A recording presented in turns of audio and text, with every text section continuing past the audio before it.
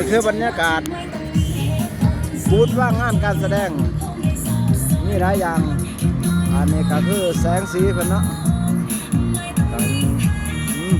อลังการปีนี้พี่น้องอลังการเมืองลำจึง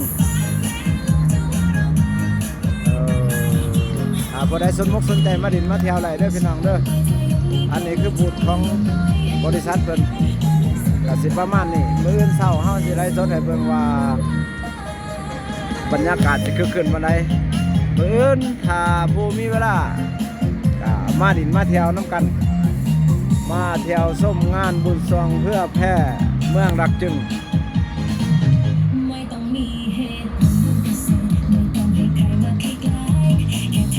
มาเป็นน้องมาสุดยอดเลยอันนั้นคือระบบสามัคคีเลย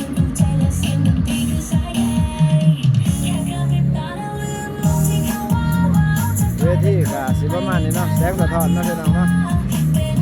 ขอให้ทุกคนสมด้วยความมวลซื่น